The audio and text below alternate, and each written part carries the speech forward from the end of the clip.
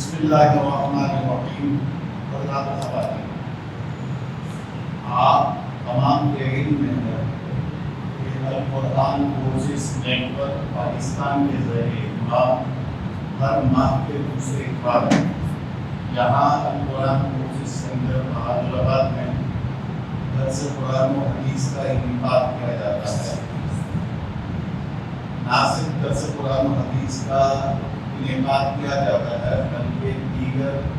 نوعیت کے فکری موضوعات پر بھی علماء اکرام اور دانشور حضرات سے گفتگو کروائی جاتی ہے۔ تو آج کا موضوع بھی ہمارا انتہائی فکری نوعیت کا ہے اور عنوان ہے قوم یہود کی نفسیات اور کردار اور دنیا پر حکمرانی کے اس کے عزائم قرآن و حدیث کی روشنی میں۔ ہمارے آج کے مدرس ممتاز دانشور اور ممتاز مفتی جناب مفتی محمد حسین خلیل صاحب، ہم اور آپ ہم تمام لوگ ان کی شخصیت سے بہت اچھے طریقے سے واقف ہیں۔ جناب مفتی صاحب جامعۃ الرشید میں مفتی کے منصب پر قائم ہیں اور وہاں استاد الحدیث کی ذمہ داریاں بھی ادا کر رہے ہیں۔ اس کے علاوہ جناب مفتی صاحب مختلف مالیاتی اداروں میں انتہائی ذمہ دار مناصب پر بھی اپنی خدمات کو انجام دے رہے ہیں۔ تو میں جناب مفتی صاحب سے گزارش کروں گا کہ مذکورہ موضوع پر درس قرآن و حدیث کا آغاز کریں۔ السلام علیکم ورحمۃ اللہ وبرکاتہ۔ بسم اللہ الرحمن الرحیم، الحمد للہ رب العالمین، والصلاة والسلام علی سید الانبیاء وخاتم المرسلین وعلی آلہ وصحبہ اجمعین، اما بعد۔ قال اللہ تبارک و تعالی اعوذ باللہ من الشیطان الرجیم، لَتَجِدَنَّ أَشَدَّ النَّاسِ عَدَاوَةً لِلَّذِينَ آمَنُوا الْيَهُودَ وَالَّذِينَ أَشْرَكُوا وَلَتَجِدَنَّ أَقْرَبَهُم مَّوَدَّةً لِلَّذِينَ آمَنُوا الَّذِينَ قَالُوا إِنَّا نَصَارَىٰ ذَلِكَ بِأَنَّ مِنْهُمْ قِسِّيسِينَ وَرُهْبَانًا وَأَنَّهُمْ لَا يَسْتَكْبِرُونَ۔ وقال رسول اللہ صلی اللہ علیہ وسلم، لا تزال طائفة من أمتي قائمین علی الحق لا یضرهم من خذلهم۔ گرامی قدر ناظرین، آج کے موضوع کا عنوان تو آپ نے سن لیا کہ قوم یہود کی نفسیات اور کردار پر ہم بات کریں اور دنیا پر حکمرانی کے حوالے سے جو ان کے خبیث عزائم ہیں اس سے ہم واقف ہوں، اور پھر ہم اپنا آئیڈیا اور اپنا نظریہ اور ان کے ساتھ میل جول کا انداز وہی رکھے جو ہمیں قرآن و حدیث نے تلقین کی ہے، اور ہمیں جو ان کی حقیقت قرآن و حدیث کی روشنی میں واضح ہو جائے گی، اور انشاءاللہ ایک ہولسٹک اور ایک پوری تصویر ہم قرآن ہی کی روشنی میں ان کے حوالے سے پیش کریں گے، جس میں ان کی پوری شخصیت الف سے لے کر یا تک، اول سے لے کر آخر تک ہمارے سامنے آئے گی۔ تو پھر افراد کی حیثیت سے بھی ہماری ذمہ داری ہے کہ ہم اس قوم کے حوالے سے جب سوچیں تو انہی اصول کے تحت اور انہی معلومات کے تحت جو قرآن کی مستند ترین معلومات ہے، حقائق ہے، ان کے تحت ہم سوچیں، اور ہم اگر ملکی لیول پر کوئی پالیسی بنائے ان کے حوالے سے تو بھی اللہ تعالیٰ کے ان فرامین ہی کی روشنی میں بنائے، تبھی ہماری پالیسی جو خارجہ پالیسی ہے اس حوالے سے وہ اسلام کی ترجمان ہوگی، اور وہ اسلام اور امت مسلمہ کے فلاح و بہبود پر مشتمل ہوگی۔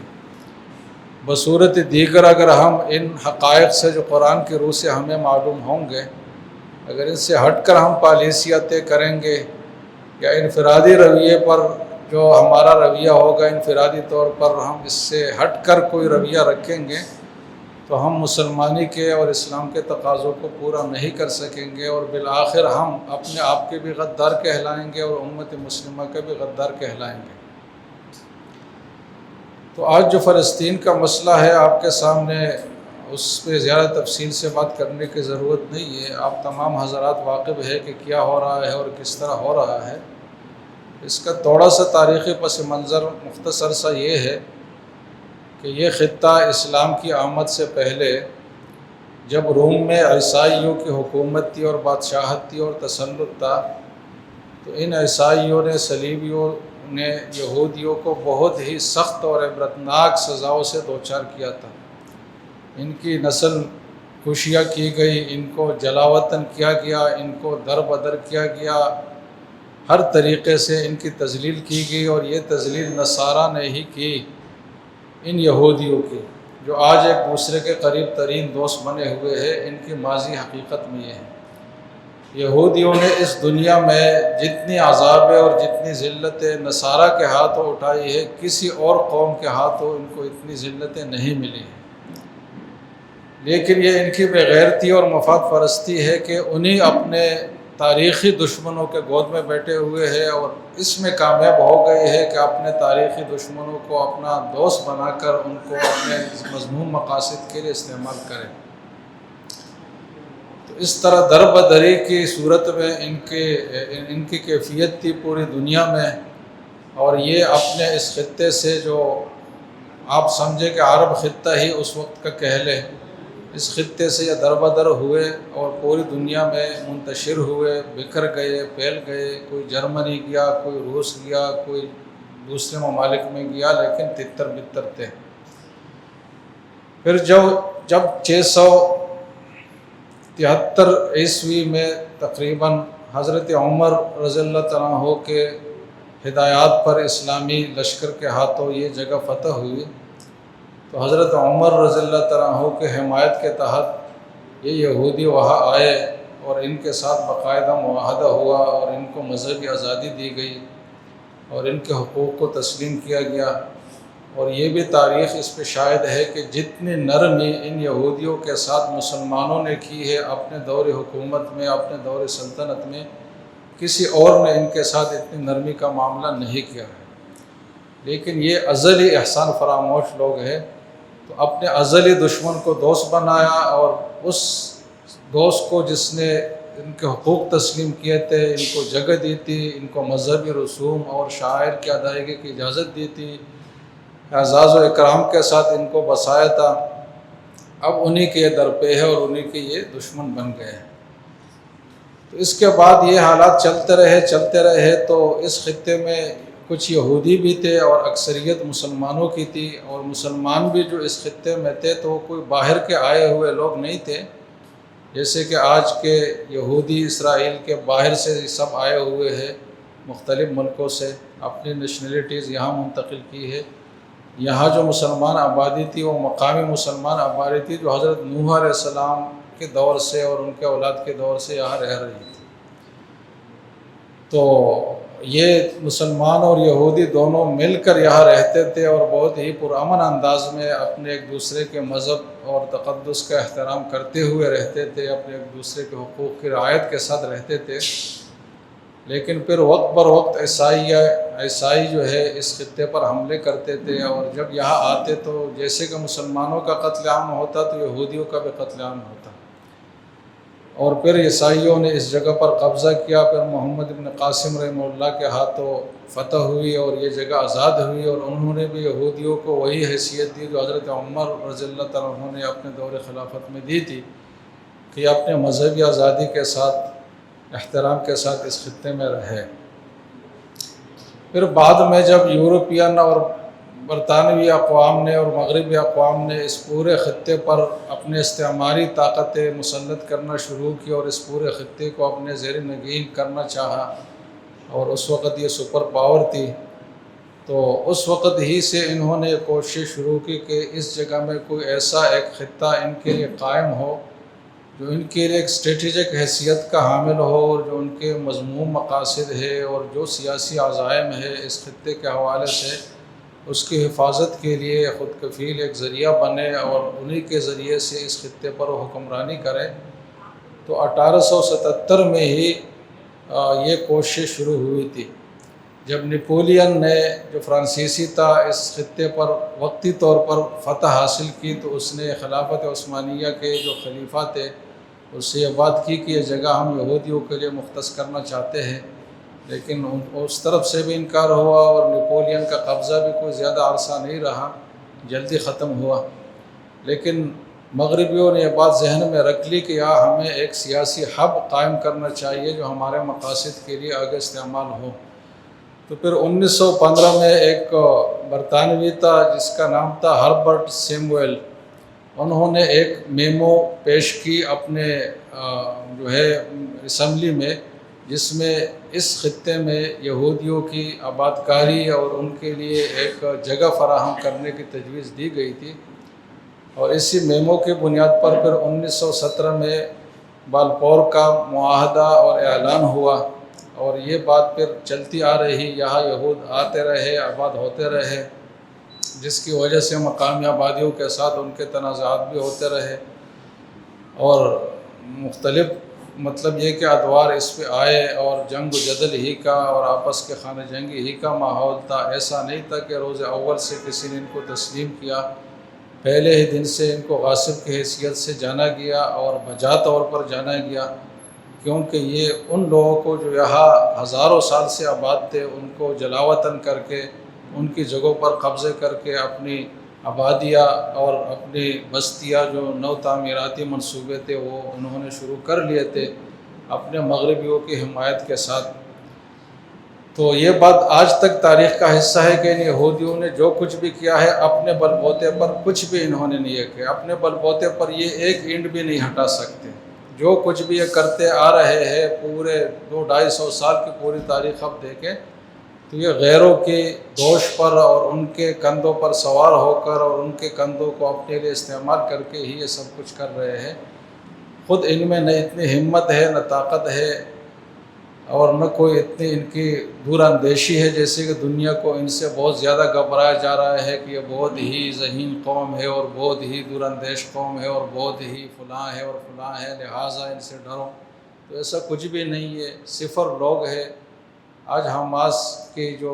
اقدامات ہیں انہوں نے ثابت کر لیا ہے کہ ان میں اپنی ذاتی صلاحیت کچھ بھی نہیں ہے۔ آپ کو تعجب ہوگی کہ آج کل جو کارروائیاں ہو رہی ہے جس میں ان کو بدترین نقصانات فوجی لحاظ سے ہو رہے ہیں، اگر آپ حقائق پر جائیں تو یہ کتنے افراد کر رہے ہیں؟ 10-12 لوگ ہی یہ کارروائیاں کرتے ہیں۔ پورے خان یونس میں جو لوگ لڑ رہے ہیں ان کے خلاف وہ صرف اور صرف 80 افراد ہیں۔ تو 80 افراد پوری دنیا کے خلاف لڑ رہے ہیں۔ یہ ایک معجزہ ہے اسلام کا۔ ایک طرف 80 لوگ ہیں، اور یہ خود یہودیوں کا بیان ہے۔ اگر آپ میڈیا سے واقف الجزیرہ وغیرہ سنتے ہیں تو یہ خبر آپ کو معلوم ہوگی کہ 80 افراد لڑ رہے ہیں۔ دوسری طرف پوری دنیا ہے، امریکہ ہے، یورپ ہے، فرانس ہے، اور مسلم ممالک بھی بہت سارے ہیں۔ تو ایک طرف پوری دنیا اپنے پوری ٹیکنالوجی اور طاقت اور جاسوسی اداروں کے ساتھ ہے، اور دوسری طرف 60, 70, 80 لوگ ہیں جو ان کے خلاف لڑ رہے ہیں۔ تو یہ تو ان کی جنگی قابلیت ہے، اور یہ تو ان کا انٹیلیجنس ہے جس سے دنیا کو ڈرایا جا رہا ہے۔ کچھ بھی نہیں ہے، صفر لوگ ہیں، لیکن ان کے خلاف ہمت والے کوئی نہیں، اصل مسئلہ ہے۔ تو جب 1917 میں یہ اعلان بالفور ہوا تو اس کے بعد سے یہاں یہودی ریاست کی شروعات ہوئی، اور ساتھ ساتھ جنگیں بھی چلتی رہی مقامی مسلمان آبادیوں کے ساتھ، اور ان پر ظلم بھی ہوتا رہا، اور دنیا کی حمایت یہودیوں کے ساتھ تھی کیونکہ اپنے لیے وہ ہب قائم کرنا چاہتے تھے۔ تو یہ سفر چلتے چلتے 1948 میں، جیسے کہ آپ کے علم میں ہوگا کہ باقاعدہ اقوام متحدہ سے 2 ریاستی حل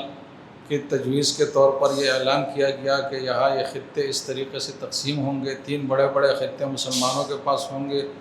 وہ فلسطین کی ریاست ہوگی اور دوسری طرف اسرائیل کی ریاست ہوگی۔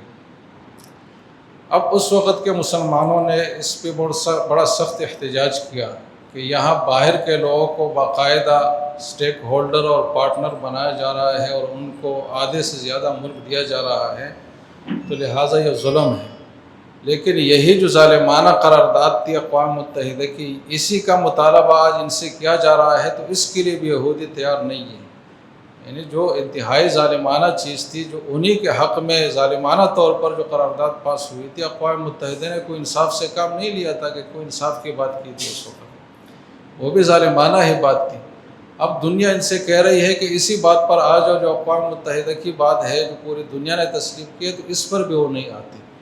اس لیے کہ ان کے ذہن میں یہ بات ہے ہی نہیں سرے سے کہ کسی مسلمان فلسطینی کو، ایک بھی فرد کو اس خطے میں برداشت کیا جائے، اور اس کو بلا شرکت غیری اپنا حق سمجھتے ہیں۔ تو جو کچھ بھی تاریخ میں ہوا ہے، معاہدے ہوئے ہیں، وہ وقتی ٹال مٹول کے لیے اور وقتی دفن وقتی کے لیے ہوئے ہیں کہ کچھ وقت تک کے لیے لوگوں کو ٹھنڈا کیا جائے، باقی اپنے مقاصد میں اور اپنے اقدامات میں ایک دن بھی نہ کسی ابہام کے شکار ہوئے ہیں اور نہ ہی کوئی پیچھے ہٹے ہیں۔ جو کچھ بھی ان سے تاریخ کے کسی بھی موڑ پہ ہوا ہے، سارے معاہدات کو اور ساری چیزوں کو پش ڈال کر، پیچھے دھکیلتے ہوئے، ان چیزوں کو نظر انداز کر کے انہوں نے اپنے اقدامات کیے ہیں۔ کسی ایک موقع پر، ایک لمحے کے لیے بھی انہوں نے کسی بھی معاہدے کا کوئی احترام نہیں کیا، اور آج یہی صورتحال ہے جو ہمارے سامنے ہے۔ تو سب سے پہلی بات تو ہم اس حوالے سے ذہن کلیئر کر لیں کہ 7 اکتوبر میں جو حماس کی طرف سے اقدام ہوا ہے، تو یہ کوئی اقدامی اور کوئی اپنی طرف سے پیش قدمی نہیں تھی، بلکہ یہ ایک عمل کا رد عمل تھا، اور یہ عمل اور رد عمل صرف اس وقت بھی پیدا نہیں ہوا تھا، بلکہ یہ بہت پہلے سے جاری تھا، اور اس میں بہت سخت مراحل بھی آئے ہیں، اور اس میں قتل عام کے مراحل بھی آئے ہیں، اور اس میں یہودی بنیاد پرستی بڑی واضح طور پر سامنے آئی ہے کہ انہوں نے سب چیزوں کو نظر انداز کر کے صرف اپنی قومیت ہی کی بنیاد پر ساری لڑائی لڑی ہے، اور مسلمان قوم کا یہاں سے خاتمہ چاہا ہے،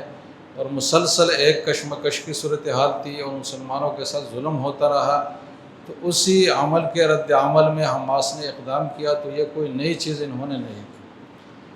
اب اس عمل اور رد عمل کا سلسلہ ہے جو آج تک جاری ہے، اور آج پوری دنیا اس پوزیشن میں ہے کہ یہ چند 60-70 مسلمان صرف ایک طرف ہے، اور باقی پوری دنیا دوسری طرف ہے، اور یہ تقریباً 2 سال ہونے والے ہیں کہ لڑ رہے ہیں ثابت قدمی کے ساتھ۔ تو یہاں لوگ ایک اشکال کرتے ہیں کہ اللہ کی مدد کہاں ہے جو مسلمانوں کے ساتھ ہے؟ تو بھائی یہ اگر اللہ کی مدد نہیں ہے تو اور کیا چیز ہے؟ آپ نے ان کا انٹیلیجنس دیکھ لیا کہ ایران پر جب حملہ ہوا تو ان کے انٹیلیجنس نے کتنا بڑا کام ان کے لیے کیا تھا، اور وہ کام جو 15 سال میں ہونا تھا انہوں نے 1-2 گھنٹے میں کر لیا۔ لیکن یہی انٹیلیجنس غزہ میں فیل ہے، کوئی ایک ذرے کا فائدہ نہیں ہو رہا، حالانکہ غزہ ان کے قریب بھی ہے، ان کے ماتحت ہے، ان کے روزمرہ کے کنٹرول میں ہے، روزمرہ کی نگرانی میں ہے، اور سال ہا سال سے عشروں سے ساتھ رہ رہے ہیں، لیکن اس کے باوجود ان کا انٹیلیجنس وہاں ناکام ہے، اور ساتھ ساتھ اتنی فوجی قوت وہاں ناکام ہے، ساتھ ساتھ اتنا دنیا کا اسلحہ وہاں ناکام ہے، اور دنیا میں جتنی بھی طاقت ہے ساری آزمائے وہ سب ناکام ہے ان 60-70-80 لوگوں کے سامنے جو ابھی ایک خان یونس میں لڑ رہے ہیں، اور ٹوٹل بھی اگر ملائیں گے تو 1500-2000 سے زیادہ نہیں ہوں گے۔ تو یہ اگر اللہ کی مدد نہیں ہے تو اور کیا چیز ہے؟ تو اللہ نے جو مدد کا وعدہ کیا ہے، جس نے وہ شرط پوری کی ہے، اللہ نے اس کے ساتھ مدد کا وعدہ کیا ہے، اور وہ شرط پوری کر رہا ہے۔ اللہ تعالیٰ کی ذات بے وفا نہیں ہے، وہ کسی چیز کو نظر انداز نہیں کرتی، وہ بہت ہی چھوٹے عمل کو بہت بڑی حیثیت دے کر اس کا صلہ عطا فرماتا ہے اللہ کی ذات، اور یہی معاملہ ان کے ساتھ ہو رہا ہے۔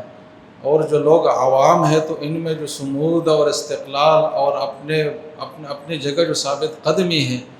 وہ بھی ایک حیران کن چیز ہے۔ انسانی نفسیات کے تحت اس کی کوئی توجہ نہیں ہو سکتی کہ قوم پر اتنا ظلم ہو رہا ہو، روزمرہ کے حساب سے ہو رہا ہو، سینکڑوں لوگ روزانہ ان کے بچے شہید ہو رہے ہو، پھر بھی وہ اپنے اس سرزمین پر ٹکے ہوئے ہیں جہاں نہ ان کو پانی مل رہا ہے، نہ خوراک ہے، نہ گھر ہے، نہ صحت ہے، نہ غذا ہے، نہ کچھ ہے، لیکن اپنی جگہ یہ ثابت قدم ہے۔ ایسی قوم دنیا میں نہ گزری ہے نہ کوئی ہے۔ تو یہ اللہ ہی کی مدد ہے جو اللہ نے ان کے دلوں کو وہاں مضبوط کیا ہے اور تامے رکھے ہیں۔ اور اگر آپ عسکری حساب سے لے لیں جو جنگ کے اصول ہے تو اسرائیل روز اول سے ہی شکست میں ہے، ایک دن کے لیے بھی اس نے فتح حاصل نہیں کی، کیونکہ فتح کا یہ معیار نہیں ہے کہ آپ عوامی آبادی پر بمباری کر کے ہزاروں لاکھوں لوگوں کو ماریں، اس کو کوئی جنگی فتح اور کارنامہ نہیں کہتا، یہ تو ان بے غیرت اور ذلیلوں کا کام ہے کہ اس کو بھی اپنے وہ کارنامے میں شمار کرتے ہیں، یہ تو ان کے لیے باعث عار اور ایک کالا ٹیکا ہے جو ان کے ماتھوں پر لگا ہوا ہے اور مسلسل یہ گہرا ہوتا جا رہا ہے۔ تو اصل جو جنگی کرائٹیریا ہے اس میں یہ بالکل صفر لیول پر ہے، پہلے دن سے لے کر آج تک، اور اتنی بڑی بربادی اور تباہی کے بعد بھی وہ دفاعی پوزیشن میں ہیں، اور وہ کوئی اقدام نہیں کر رہے بلکہ اپنا دفاع ہی کر رہے ہیں، اور اپنے دفاع میں وہ عوام کو، اور یہ جو بات ہے کہ خواتین اور بچوں کو مارا جا رہا ہے تو دنیا اس پہ تعجب کرتی ہے۔ تو اگر آپ یہود کے نظریات پڑھیں گے دیکھیں گے تو اس پہ کوئی تعجب کی ضرورت نہیں ہے، کیونکہ ان کا نظریہ یہ ہے کہ میرا مخالف جو ہوگا اس کا بچہ کوئی بچہ نہیں ہے، اس کا خاتون کا کوئی احترام نہیں ہے، اس کے بوڑھے کا کوئی احترام نہیں ہے، سب دشمن ہے اور سب کو مارنا ہے اور بدترین طریقوں سے مارنا ہے، یہ ان کے مذہبی عقائد کا حصہ ہے۔ کل میں ایک کتاب پڑھ رہا تھا جو خود دو یہودی مصنفین ہی نے لکھی ہے، ایک شہاک کے نام سے ہے، دوسرا کوئی وینسن اس طرح کوئی نام تھا، پورا مقالہ ہے ان کا 300-400 صفحے کا، انہوں نے یہودی بنیاد پرستی پر بات کی ہے، اور خود انہوں نے ثابت کیا ہے کہ اسرائیل کا جو اندرونی میڈیا ہے جو عبرانی زبان میں ہے اس پہ جو باتیں آ رہی ہے ان کی بنیاد پرستی اور تنگ نظری کہ اگر وہ دنیا کے سامنے آ جائے تو یہ ایک ہی دن میں ننگے ہو جائے، لیکن دنیا کے سامنے وہ باتیں جاتی نہیں ہے، اور اگر جاتی ہے تو مغربی میڈیا بہت ہی ایک پازیٹیو انداز میں، ایک مثبت انداز میں اس کا پورا حلیہ بنا کر میک اپ کر کے ان خبروں کو دنیا کے سامنے لاتی ہے۔ تو ان کی خباثتیں خود ان کے اپنے ہی محققین ظاہر کرتے ہیں کہ وہ کس حد تک ہے، جو ان کے اپنے ہی لوگ ہیں اور جو حامی بھی ہے، ایسا نہیں کہ کوئی مخالف ہو گیا اپنا، لیکن وہ توڑے سے اعتدال پسند تھے تو انہوں نے سمجھا کہ یہ بہت غلط ہو رہا ہے۔ تو وہ مقالہ اگر کسی نے پڑھنا میرے پاس موجود ہے، نیٹ پر بھی ہے بہرحال۔ تو ابھی ہم اصل موضوع کی طرف آتے ہیں کہ ہم نے یہودی اس قوم جس کے ساتھ آج ہمارا سامنا ہے بحیثیت امت مسلمہ کے، لیکن افسوس یہ ہے کہ ہم سامنا نہیں کر رہے بحیثیت امت مسلمہ کے۔ آج حقیقت یہ ہے کہ یہ 60-70 لوگ جو لڑ رہے ہیں خان یونس میں، یہ 60-70 لوگ ہی ہیں، ان کے پیچھے کوئی بھی نہیں ہے، نہ مسلمان ہیں نہ غیر مسلم ہیں۔ ان کے پیچھے اگر تھوڑا بھی سیاسی پس منظر اور ماحول ہوتا تو ان کامیابی اور کارناموں اور بہادری کو کن کن مقاصد کے لیے سیاسی طور پر استعمال کیا جا سکتا تھا۔ پاکستان نے بھارت کے ساتھ چند گھنٹوں کی جنگ لڑی اور اللہ نے بڑی فتح دی، لیکن پاکستان کے پاس ایک سیاسی پلیٹ فارم ہے تو اپنے اس فتح کو کتنی جگہوں پر اپنے مقاصد کے لیے استعمال کیا اور جائز طور پر کیا۔ تو اگر ان کے پاس ایسا کوئی پلیٹ فارم ہوتا اسلامی مسلمانوں کے ممالک کے لیول پر جو ان کے سیاسی کاز کو آگے بڑھائے، تو ایک ایک دن ان کا پہاڑوں جتنا وزن رکھتا ہے اپنے سیاسی موقف میں وزن ڈالنے کے لیے، لیکن کوئی پلیٹ فارم ہی نہیں ہے پیچھے کہ جو ان کے بات کو بڑھائے۔ تو ان کے پیچھے نہ مسلم ہے نہ غیر مسلم ہے، چند ہی لوگ ہیں، اور ان کے پاس جو طاقت ہے وہ دو چیزوں کی ہے، ایک اپنے وطن اور مٹی پر جماؤ اور ثابت قدمی جو آپ کر دکھا رہے ہیں، اور ایک روزانہ کے حساب سے جو یہ کارروائی کرتے ہیں اور اپنی طاقت منواتے ہیں۔ یہ دو چیز ہے جو مذاکرات میں بھی ان کے کام آ رہا ہے اور باقی دنیا کے سامنے بھی ہے۔ باقی کوئی ان کے لیے کوئی بات کرنے والا نہیں ہے کہ ان کی ان بڑی بڑی کارناموں کو اور چیزوں کو لے کر کوئی ان کے لیے دنیا سے منوا سکے۔ تو یہ چند ہی لوگ ہیں جو اپنے سہارے پر لڑ رہے ہیں۔ اور جو حدیث میں نے آپ کے سامنے پڑھی کہ حضور نے فرمایا کہ امت مسلمہ حق پرست لوگوں سے خالی نہیں ہوگی، قیامت تک ہر خطے میں ایسے کچھ حق پرست قائم ہوں گے جو اپنے حق پر ڈٹے رہے ہوں گے، اور دنیا جتنی بھی مخالفت کرے ان کو اس سے کوئی فرق بھی نہیں پڑے گا اور دنیا ان کا کچھ نقصان بھی نہیں کر سکے گی۔ اور یہی لوگ ہیں جو ہم دیکھ رہے ہیں کہ یہ دونوں باتوں پر پورے ہیں کہ دنیا نے ان کا کچھ بگاڑا بھی نہیں اور دنیا جو ہے ان کے خلاف کچھ کر بھی نہیں سکتی۔ تو ان تنصر اللہ ینصرکم کا وعدہ اپنی جگہ برقرار ہے کہ اگر آپ اللہ کی مدد کرو گے تو اللہ تمہاری مدد کو آئے گا۔ اگر اللہ کی مدد بیچ میں سے نہ ہو تو کسی بھی انسانی ہمت اور جوان مردی کے کرائیٹیریا لے لے، اس کے تحت اس کی کوئی توجہ نہیں ہو سکتی۔ تو بہرحال اب ہم قرآن کی روشنی میں جو دو باتیں ہیں کہ اس قوم کی نفسیات کیا ہے اور اس قوم کا کردار کیا ہے، بجائے اس کے کہ ہم کسی مؤرخ کی باتوں میں یا کسی انسان کے تبصرے کے نتیجے میں اس کی کوئی بات کریں، ہم احکم الحاکمین جو دلوں سے واقف ہے اور انسانوں کی تاریخ سے ازل سے ابد تک واقف ہے اور حقیقت سے ٹھیک علم حقیقت کا ان کو حاصل ہے، تو اس ذات بابرکات کے جو تبصرے ہیں اس پہ ہم فوکس کرتے ہیں کہ اللہ نے ان کے بارے میں کیا فرمایا ہے۔ تو میں نے پورے قرآن سے صرف مختصر وہ چیزیں جس میں ان کے نفسیات اور کردار کا بیان ہے وہ آیت جمع کی ہے، تاکہ ایک ہی نظر میں ایک پوری پکچر اس قوم کی ہمارے سامنے بن جائے۔ اب میں ابتدا میں اس قوم کے لیے چند الفاظ استعمال کرتا ہوں۔ یہ الفاظ آپ کو لگیں گے کہ کوئی دوسرے کو گالی دے رہا ہے، لیکن جب یہ آیتیں آپ پڑھیں گے تو آپ سمجھیں گے کہ یہ کوئی گالی نہیں ہے، یہ بالکل ایسی حقیقت ہے جیسے کہ 2 اور 2 4 ایک حقیقت ہے، تو ایسی ہی ہے۔ تو میں مطلب کہتا ہوں کہ یہ جو قوم ہے یہ مکار ہے۔ جس قوم سے مسلمانوں کا آج سامنا ہے یہ مکار قوم ہے، یہ مفسد ہے،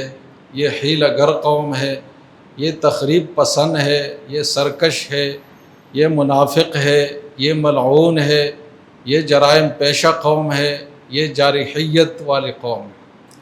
اب یہ باتیں بظاہر آپ کو لگ رہی ہے کہ ایک آدمی اپنے جذبات کا اظہار سخت الفاظ میں کر رہا ہے، لیکن حقیقت ایسی نہیں ہے۔ اب ہم قرآن پر نظر ڈالتے ہیں کہ قرآن ان کے بارے میں کیا کہتے ہیں۔ سورہ بقرہ آیت نمبر 88 میں اللہ تعالیٰ فرماتے ہیں کہ بل لعنہم اللہ بکفرہم، کہ اس یہودیوں پر اللہ تعالیٰ نے من حیث القوم لعنت بھیجی ہے ان کے کفر کے بسبب۔ دنیا میں اور بھی کافر بہت سارے گزرے ہیں اور سخت ترین کافر بھی گزرے ہیں اور ہے بھی، لیکن ان سخت ترین اور بدترین کافروں میں سب سے جو اعلیٰ ترین اور بدترین کافر ہے قرآن کی نظر میں وہ یہی ہے، اور یہ اپنے کفر میں اس حد تک پہنچے ہیں کہ اللہ کی طرف سے ان کے لیے لعنت کا فیصلہ ہوا ہے۔ لعنت کا مطلب ہے اللہ تعالیٰ کی رحمت سے دور ہونے کا فیصلہ۔ تو یہ فیصلہ ان کے بارے میں اللہ تعالیٰ نے صادر کیا ہے، اور یہ من حیث القوم ان پر تا قیامت یہ فیصلہ اللہ کا لاگو ہے۔ اور یہ فیصلہ اللہ تعالیٰ نے کوئی ظلم ان پہ کر کے صادر نہیں کیا، بلکہ فرمایا کہ بکفرہم، کہ ان کے اعمال اور کرتوت اور اقدامات ایسے تھے کہ ان اقدامات اور ان اعمال اور ان چیزوں کا اور وہ بھیانک جو اعمال تھے ان کا تقاضا تھا کہ ان کے حق میں ایسا فیصلہ کیا جائے۔ یہ ایک اہم بات ہے، قرآن فہمی کے حوالے سے ہمیں سمجھنی چاہیے کہ جب ہم قرآن پڑھتے ہیں تو ہمیں ایک اشکال ہوتا ہے۔ مثلا ہم جب سورہ بقرہ پڑھتے ہیں کہ ختم اللہ علی قلوبہم وعلی سمعہم وعلی ابصارہم غشاوہ، کہ اللہ تعالیٰ نے ان کافروں کے دلوں پر مہر لگائی ہے، کانوں پر اور آنکھوں پر، لہٰذا یہ ہدایت نہیں قبول کریں گے۔ تو ایک اشکال ہوتا ہے کہ جب اللہ نے مہر لگا دی تو پھر کیا بچ گیا، پھر تو یہ کافر ہی رہیں گے، تو اس میں ان کا کیا قصور ہے؟ تو اصل میں قرآن پوری بات ہر جگہ نہیں دہراتا۔ پوری حقیقت یہ ہے کہ ہر انسان کو جو اللہ نے اس دنیا میں پیدا کیا ہے،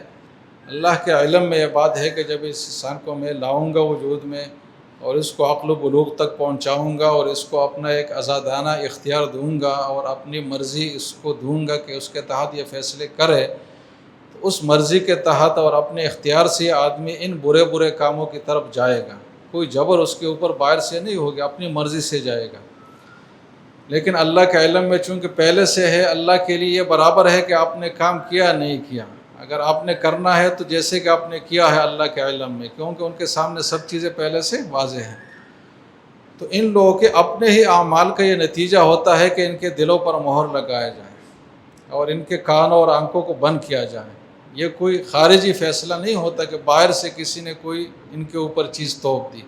بلکہ ان کے اپنے اعمال کا ایک رزلٹ ہوتا ہے۔ تو اللہ تعالیٰ کبھی رزلٹ کا تذکرہ تو کرتے، لیکن پوچھے پروسیس جو پورا ہے اس کا تذکرہ نہیں کرتے، لیکن وہ اپنی جگہ مفہوم ہوتا ہے، ذہن میں ہونا چاہیے۔ تو یہاں بھی یہ بات ہے کہ اللہ تعالیٰ نے ان پر لعنت کر لی، تو کس بنیاد پر؟ اس وجہ سے نہیں کہ یہ سامی تھے، اس وجہ سے نہیں کہ یہ گورے چٹے یا کالے پیلے یا جیسے ویسے کیسے تھے، بلکہ بکفر ہیں، ان کے کفر کی سنگینی کے بسبب، کہ وہ کفر کی سنگینی اتنی زیادہ تھی کہ اس کے نتیجے میں اللہ نے کہا کہ میری رحمت سے دور ہونے ہی کا فیصلہ تمہارے حق میں کیا جائے گا۔ اب جو آدمی اللہ کی رحمت سے دور ہو تو اس کے لیے اور کیا بچ جاتا ہے. لیکن یہ دنیا اللہ نے دارالامتحان رکھا ہے، تو اس میں کسی کا آگے آنا، کسی کے پیچھے ہونا، یہ اللہ تعالیٰ کے ناراض ہونے یا راضی ہونے کی دلیل نہیں ہے. اس دنیا کو اللہ نے اس معیار پر رکھا ہی نہیں ہے کہ جو میرے پیارے بندے ہوں گے تو مزوں میں ہوں گے اور جو میرے دشمن ہوں گے وہ تکلیفوں میں ہوں گے، بلکہ اکثر الٹا معاملہ یہاں اس دنیا میں ہو رہا ہے. تو یہ دنیا تو ہے ہی دارالامتحان، اس کو ہم معیار نہیں بنائیں گے کسی کو جانچنے تولنے کے لیے، لیکن اللہ نے جو اصل معیار آخرت کے لیے رکھا ہے تو اس حوالے سے ان کے بارے میں یہی فیصلہ ہے کہ یہ ملعون قوم ہے. تو ان کو اگر کوئی ملعون کہے تو یہ کوئی گالی نہیں ہے، بلکہ یہ اللہ کے ان الفاظ کی ترجمانی ہے اور اس کا اظہار ہے. سورہ مائدہ آیت نمبر 60 میں اللہ تعالیٰ فرماتے ہیں کہ اولئک شر مکانہ. یہ صرف میں نے وہ جملے منتخب کیے ہیں جو ڈائریکٹ ان کی ذات سے اور نفسیات سے متعلق ہیں، اور انشاءاللہ آخر تک جب ہم پہنچیں گے تو ایک پوری تصویر ہمارے ذہن میں ان کی آ جائے گی قرآن کی روح سے کہ کس طرح کے قوم ہے. تو فرمائے کہ یہ مقام اور مرتبے کے لحاظ سے بدترین لوگ ہیں. یہ دنیا میں جتنے بھی آگے جائے اور جتنے بھی اپنے میک اپ کر لے دنیا کے سامنے، لیکن یہ اپنے مرتبے کے لحاظ سے ذلیل ترین اور بدترین لوگ ہیں، اور اسی بدترین مرحلے اور اسٹیٹس پر ہی یہ رہیں گے اللہ کی نظر میں. اگرچہ دنیا جتنے بھی ان کی حمایت کرے اور جتنے بھی پازیٹیو انداز میں اپنے آپ کو پیش کرے، ان لوگوں کو شرم نہیں آتی کہ اپنے لشکر کو اور اپنے فوج کو آج تک کہتے ہیں کہ ہم اکثر و اخلاقیتاً فی العالم، یعنی دنیا میں جو فوجی اخلاقیات ہے اس میں ہم سب سے آگے ہیں. آج تک ان کا دعویٰ ہے. تو یہ ان کی ایک ہٹ درمی دلیری ہے کہ ایک طرف اتنے مظالم پھر بھی اپنے آپ کو بہت زیادہ اخلاقی قوم قرار دیتی ہے. تو لیکن مقام اور مرتبے کے لحاظ سے اللہ کی طرف سے ان کے لیے یہی فیصلہ ہے. سورہ مائدہ آیت نمبر 60 میں اللہ تعالیٰ فرماتے ہیں وَأَضَلُّ عَنْ سَوَاءِ السَّبِيلِ، کہ یہ سیدھے راستے سے اور درست راستے سے بہت دور جا پڑے ہیں. یعنی درست راستہ ایسا نہیں کہ ان کو معلوم نہیں ہے، معلوم ہے اور اچھی طرح معلوم ہے، لیکن جان بوجھ کر اس سے 180 کے زاویہ پر پلٹتے ہیں اور دوسری جانب جاتے ہیں. اور یہ ان کے ہمیشہ کی ایک عادت ہے، جب بھی حق کا سامنا انہوں نے کیا ہے تو حق کے پورا مکمل معکوس انداز انہوں نے اختیار کیا ہے اور جان بوجھ کر اختیار کیا ہے. تو ایسی قوم ہے جو ہمیشہ حق کو چھوڑنے والی ہے، کبھی بھی حق کا ساتھ نہیں دیتی، ہمیشہ ظلم ہی کے ساتھ ہے. اس طریقے سے سورہ جاسیہ کے آیت نمبر 17 میں اللہ تعالیٰ فرماتے ہیں وَآتَيْنَاهُمْ بَيِّنَاتٍ مِّنَ الْأَمْرِ فَمَا اخْتَلَفُوا إِلَّا مِن بَعْدِ مَا جَاءَهُمُ الْعِلْمُ بَغْيًا بَيْنَهُمْ، کہ ان کو ایسا نہیں ہے کہ اللہ کی طرف سے کوئی رہنمائی میں کمی رہ گئی اور کسی چیز میں ان کو واقعی غلط فہمی رہ گئی اور کوئی علمی کم مائگی کی وجہ سے، کم فہمی کی وجہ سے یا غلط فہمی کی وجہ سے یہ کسی گمراہی پر چلے گئے، ایسا نہیں ہے. بلکہ اللہ فرماتے کہ وَآتَيْنَاهُمْ بَيِّنَاتٍ مِّنَ الْأَمْرِ، کہ جتنے واضح ترین دلائل تھے جس میں شک و شبہ کی کوئی گنجائش نہیں تھی، وہ دلائل ہم نے ان کو دیے. لیکن فَمَا اخْتَلَفُوا إِلَّا مِن بَعْدِ مَا جَاءَهُمُ الْعِلْمُ بَغْيًا بَيْنَهُمْ، کہ علم آنے کے بعد ان کا اختلاف شروع ہوا، اور وہ اختلاف کسی علمی نقطے کی وجہ سے نہیں، کسی علمی غلط فہمی کی بنیاد پر نہیں، بلکہ صرف اور صرف ضد کی وجہ سے اور تکبر کی وجہ سے. تو انہوں نے جہاں جہاں بھی حق سے اختلاف کیا ہے، کوئی ایسا نہیں کہ نادانی کی وجہ سے کیا، بلکہ جان بوجھ کر کیا، اور جان بوجھ کر کرنے کے پیچھے جو نفسیات تھے وہ حسد، تکبر اور جان بوجھ کر حق کو نظر انداز کرنا. یہ اس قوم کی نفسیات ہے کہ جب بھی ان کے سامنے حق بات آئے تو یہ اس کو رد کرے گی، اور رد بھی اس لیے کرے گی کہ ایسا نہیں کہ پتہ نہیں، پتہ سب چیزوں کا ہے، لیکن رد کرے گی اپنے تکبر اور حسد اور اپنے ذلیل نفسیات کی وجہ سے. اور یہ بات ان کے ساتھ ہمیشہ قائم و دائم رہے گی، اس لیے کہ اللہ کی بات میں کوئی جھٹلاؤ نہیں ہو سکتا کہ اس میں کوئی تخلف آ جائے کہ اللہ نے ایک بات فرمائے اور ایسا نہ ہو سکے. تو اسلام کے ساتھ بھی ان کا ایسا ہوا. ان کو اپنے کتاب کی روح سے علم تھا کہ حضور صلی اللہ علیہ وسلم اللہ کے حق اور سچ پیغمبر ہے، اور ہمارے کتابوں میں ان کا تذکرہ ہے. اور بعض اوقات کہتے تھے کہ ہم آپ کو پیغمبر تو مانتے، لیکن آپ ہمارے لیے پیغمبر نہیں، یہ ان امیین اور عربوں کے لیے ہیں. اس حد تک بھی کہتے تھے، لیکن مانا نہیں حضور کو، اس لیے کہ وہی حسد اور تکبر کی وجہ سے کہ ہم بنو اسحاق سے بنو اسماعیل کی طرف کیوں نبوت منتقل ہوئی، سامیوں سے دوسرے خاندانوں کی طرف کیوں نبوت منتقل ہوئی، اور یہ تو ہماری من مانی تھی اور ہماری سٹیٹس اور حیثیت تھی، اس سے ہمیں کیوں محروم کیا گیا؟ تو اس حسد کی وجہ سے حضور کا انکار کیا۔ ایسا نہیں کہ ان کو کوئی حضور کے حقانیت میں کوئی دلیل کی روح سے کوئی ابہام رہ گیا تھا، کسی ابہام کے بغیر بالکل کھلے دل و دماغ کے ساتھ انہوں نے اس حق کو جھٹلایا اور اس کو اپنے ضد اور حسد کی بنیاد پر رد کر دیا۔ تو یہ قرآن نے ان کے ایک اور نفسیات بتائی سورہ جاسیہ میں۔ سورہ مائدہ آیت نمبر 18 میں فرماتے ہیں اللہ تعالیٰ ان کے بارے میں کہ اس ہٹ درمی اور ملعون ہونے کے بعد اور باوجود یہ اپنے بارے میں کتنی خوش فہمی کا شکار ہے۔ شیطان نے ان کو ایسے گمراہی میں ڈالا ہے نا کہ ہر طرف سے جو ہدایت کے امکانی راستے تھے وہ ان کے لیے گویا کہ شیطان نے بند کر دیے۔ کبھی آدمی چلو ضد اور ہٹ درمی میں بھی آ جاتا ہے، لیکن کبھی اس کو ندامت ہو جاتی ہے اس وجہ سے کہ میں کوئی غلط کر رہا ہوں، تو وہ ندامت کے راستے بھی شیطان نے ان کے لیے بند کر لیے کہ کبھی ان کو توبہ کی توفیق بھی نہ ہو۔ تو انہوں نے یہ کہنا شروع کیا کہ نحن ابناء اللہ و احباؤہ، اپنے سارے کرتوتوں کے باوجود ان کا یہ دعویٰ ہے اور آج تک یہ دعویٰ ہے کہ ہم ہی اللہ کے سب سے محبوب ترین بندے ہیں، اور بلکہ اپنے آپ کو اللہ کا بیٹا قرار دیتے ہیں کہ ہم اللہ کے بیٹے ہیں، اللہ کی اولاد ہیں، اس سب کے باوجود۔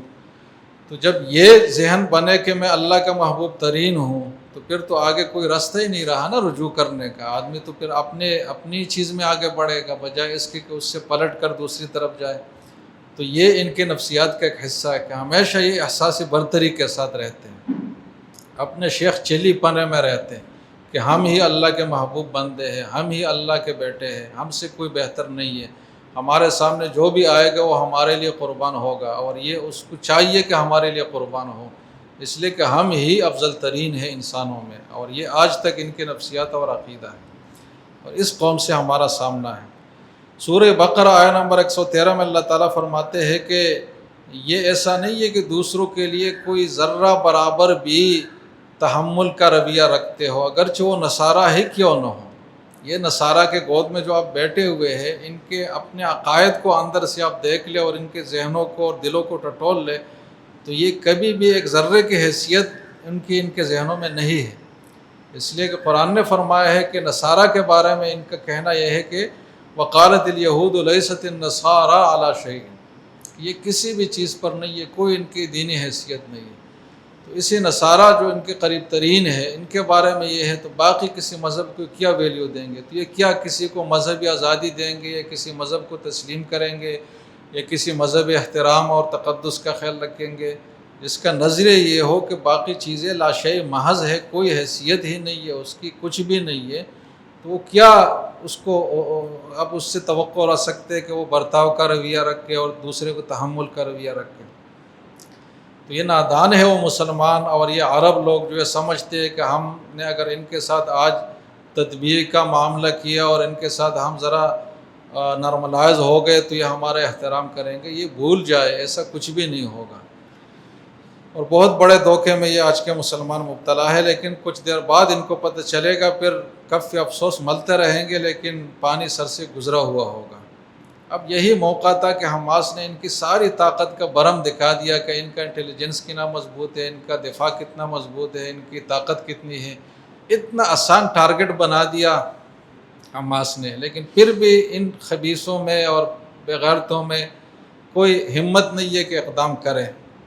اور جس کو $5 ٹریلین آپ دے سکتے ہیں، تو اس میں اگر $1 ٹریلین بھی اس کاز کے لیے خرچ کرتے ہیں تو یہ مسئلہ کب کا حل چکا ہوتا۔ تو اللہ تعالیٰ دیکھیں گے ہر ایک کے ساتھ آخرت میں۔ اس طریقے سے سورہ آل عمران آیت نمبر 188 میں اللہ تعالیٰ فرماتے ہیں ان کی آپ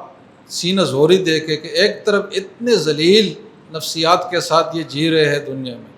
دوسری طرف اللہ کا اتنا قریب ترین اپنے آپ کو قرار دے رہے ہیں، تیسری طرف دنیا سے بھی یہ توقع کر رہے ہیں۔ قرآن کے الفاظ ہے کہ یحبون ان یحمدوا بما لم یفعلوا،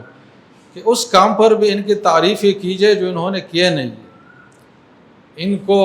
انسانی حقوق کا علمبردار قرار دیا جائے، ان کو اکثر و اخلاقیتاً اخلاق میں برتر ان کے فوج کو قرار دیا جائے، ان کو بہت ہی لبرل اور یہ کہ روشن دماغ قرار دیا جائے، ان کو بنیاد پرستی کا طعنہ نہ دیا جائے، جبکہ یہ الٹے ہیں ان سب چیزوں میں اور 180 کی زاویہ پر الٹے ہیں. لیکن یہ ان کی نفسیات قرآن نے بیان کی ہے کہ یحبون ان یحمدوا بما لم یفعلوا، کہ جو کام انہوں نے نہیں کیے چاہتے ہیں اور دنیا سے کہلواتے ہیں کہ ہماری تعریف کرو ان چیزوں کے سہارے جو ہم نے کیے نہیں اس طرح سے. تو یہ پھر اپنے میڈیا کے ذریعے سے اور اپنے حامیوں کے ذریعے سے اپنے لیے ایسے، اور مغربی میڈیا اسی کام میں لگا ہوا ہے کہ یحمدوا بما لم یفعلوا، کہ ان کی تعریف ان چیزوں کے ذریعے کرے جو انہوں نے کیے ہی نہیں ہے، نہ ان کا ارادہ ہے، نہ ان کے ڈی این اے میں وہ بات شامل ہے، وہ کرتے نہیں، یہ کر ہی نہیں سکتے. تو یہ بھی ان کی ایک نفسیات ہے. سورہ اعراف آیت نمبر 169 میں اللہ تعالیٰ فرماتے ہیں وَيَقُولُونَ سَيُغْفَرُ لَنَا، کہ اپنے ان ساری حماقتوں اور خوش فہمیوں کے نتیجے میں صرف یہ نہیں کہ دنیا کی حد تک ان کی خوش فہمی ہے، آخرت میں بھی ہے کہ سَيُغْفَرُ لَنَا، ہمیں سب کچھ معاف کیا جائے گا، ہمیں جہنم میں نہیں لے جایا جائے گا، اور اگر لے جائے بھی گیا تو صرف وزٹ کرایا جائے گا چند دن کا کہ جہنم کیسی چیز ہے، باقی پھر ہمیں نکالا جائے گا. اب اس عقیدے کے ساتھ یہ اس دنیا میں جی رہے ہیں کہ ہم سے کوئی غلطی ہو نہیں سکتی، اور اگر بالفرض ہم کوئی غلطی کر بھی لیں تو ہمارے لیے گارنٹی ہے کہ ہماری مغفرت ہوگی. تو اس لیے دلیر ہے، ان میں نہ اللہ کا خوف ہے نہ انسانیت کا خوف ہے، کسی چیز کا نہیں ہے. یہ کیوں ہے؟ اس لیے کہ ان کے دل میں ندامت کا کوئی عنصر اور کوئی جرثومہ ہی نہیں ہے جس کی وجہ سے یہ کسی وقت میں توبہ اور استغفار اور ندامت کی طرف آئے. کیونکہ جس کا یہ عقیدہ ہے کہ مجھے گارنٹی مل گئی ہے مغفرت کی، تو کیوں اپنے آپ کو روکے؟ وہ بڑھتا چلا جائے گا جو کچھ بھی اس سے ہو سکتا ہے. تو یہ ان کے نفسیات ہے جناب. سورہ نساء آیت نمبر 161 میں اللہ تعالیٰ فرماتے ہیں وَأَكْلِهِمْ أَمْوَالَ النَّاسِ بِالْبَاطِلِ، کہ ان کی یہ خباثتیں صرف ان کی ذات کی حد تک نہیں ہے، معاشرے تک بھی پھیل رہی ہے، پھر معاشرے تک مختلف سطحوں پر پھیل رہی ہے. تو مالیاتی سطح پر ان کی خباثتیں کیسے پھیل رہی ہے؟ تو یہ ہے کہ وَأَكْلِهِمْ أَمْوَالَ النَّاسِ بِالْبَاطِلِ، کہ باطل طریقوں سے لوگوں کے مال حاصل کرتے رہیں گے اور اس کو بٹورتے رہیں گے. آج دنیا کا جتنا بینکنگ سسٹم ہے جو باطل پر مبنی ہے، یہ ان کے مال بٹورنے کا ایک زبردست ذریعہ ہے. اس کے علاوہ جتنے بھی فائنانشل ادارے ہیں ان کی سرے ان کی طرف ملتی ہے. جو باطل کاروبار دنیا میں چل رہا ہے، جو بھی پونز اسکیم آپ لے لے، کچھ بھی لے لے، ان کے آخری سہارے پر ڈھونڈے تو کوئی یہودی آپ کو ملے گا. اس لیے کہ وہ اس چیز کو اپنا حق سمجھتے ہیں کہ ہم پوری دنیا کی دولت سمیٹ لیں، اور اس کو کوئی ان کو ندامت نہیں ہوتی کہ ہم نے کسی کے ساتھ ظلم کیا، کیونکہ اپنا حق جب آدمی سمجھے تو پھر ندامت کا کیا سوال ہے. تو یہ ان کی نفسیات میں یہ بات شامل ہے ہمیشہ کے لیے کہ یہ باطل طریقے سے ہی لوگوں کا مال حاصل کر رہے ہیں. اس آیت میں ایک اور بھی اشارہ ہے کہ اگر ایک آدمی سے جائز طریقے سے بھی مال حاصل ہو سکتا اور ناجائز سے بھی، تو یہ جائز طریقے اختیار نہیں کریں گے بلکہ ناجائز ہی طریقے اختیار کریں گے. ان کے جو مرتب کردہ دنیاوی نصاب ہے، اگر آپ اکاؤنٹنگ کی کتابیں پڑھیں اور آپ اس میں پارٹنرشپ کا جو چیپٹر ہے وہ پڑھیں، تو پارٹنرشپ ایک کتنا سیدھا سادہ معاملہ ہے جو بہت آسانی سے اسلامی طریقے سے ہو سکتا ہے، لیکن اس کی ساری فارمیشن جو انہوں نے کی ہے وہ سودی اصطلاحات اور سودی سٹرکچر پر کی ہے. اس لیے کہ ان کی نفسیات میں اور ان کے دل میں یہ بات ہے کہ ایک چیز اگر جائز طریقے سے بھی ہو سکتی ہے نا، اس کو نہیں کرنا، ناجائز طریقے میں ہی مزہ ہے، اسی طریقے سے کرنا ہے. تو یہ ان کی نفسیات ہے کہ وَأَكْلِهِمْ أَمْوَالَ النَّاسِ بِالْبَاطِلِ. اس طریقے سے سورہ مائدہ آیت نمبر 42 میں اللہ تعالیٰ فرماتے ہیں اور اسی بات کو ذرا اور واضح کرتے ہیں کہ سَمَّاعُونَ لِلْكَذِبِ أَكَّالُونَ لِلسُّحْتِ، کہ انسانوں کے سامنے اور معاشرے میں جو دو بڑی برائیاں سمجھی جاتی ہیں نا، جھوٹ اور حرام خوری، یہ ان دونوں کے رسیا ہیں، ان دونوں کے شوقین ہیں. ایسے جیسے کہ کتا جو ہے وہ مردار کا شوقین ہو، اس طریقے سے ان دو چیزوں کے شوقین ہیں. اور اگر ایک بات سچے طریقے سے بھی ہو سکتی ہے تو اس کو ایسا کر کے کہ وہ جھوٹ اس میں شامل کر کے کہ وہ سچ ختم ہو جائے اس کا. تو ایک جھوٹ کے بہت بڑے رسیہ ہے اور ایک حرام خوری اور حرام مال کے بہت بڑے عادی اور رسیہ ہے. یہ ان کی فطرت میں خبیثہ میں یہ بات شامل ہے، ان سے نکل نہیں سکتی. تو قرآن نے ان کے بارے میں یہ بتایا کہ یہ ان دو بڑی معاشرتی برائیوں میں سرخیل ہے، سردار ہے پوری دنیا کے، اور پوری دنیا کو اس طرف یہ لے جا رہے ہیں کہ جھوٹ پھیلاؤ اور حرام خوری کرو. یہ ان کا بنیادی مقصد ہے. اپنے گوئے کے جیسے کہ دعوتی مہم ہوتا ہے نا، تو ان کا دعوتی مہم یہ ہے کہ دنیا کو ان چیزوں پر لائے. سورہ بقرہ آیت نمبر 100 میں اللہ تعالیٰ فرماتے ہیں وَكُلَّمَا عَاهَدُوا عَهْدًا نَبَذَهُ فَرِيقٌ مِّنْهُمْ، کہ جب بھی کلما استمرار کے لیے کہ جب بھی یہ لوگ عہد کریں گے تو آپ یہ یقین نہ رکھیں کہ اپنے وعدے کو پورے کریں گے. بلکہ ضرور اس کو توڑیں گے، اور فرمایا کہ نبذہ فریق منہم، ان کا ایک حصہ اس کو توڑے گا۔ اور آج جب ہم اسرائیل کے حالات کو دیکھتے ہیں اور پورا، تو ایسی کیفیت ہے جو قرآن کی ہے کہ جب کوئی معاہدہ ہوتا ہے تو سموترج اور بن غفیر جو خبیث ترین ان کے لوگ ہیں وہی اٹھ کھڑے ہوتے ہیں اور اس معاہدے کو توڑتے، پھر حکومت کو ان کو ساتھ دینا پڑتی ہے۔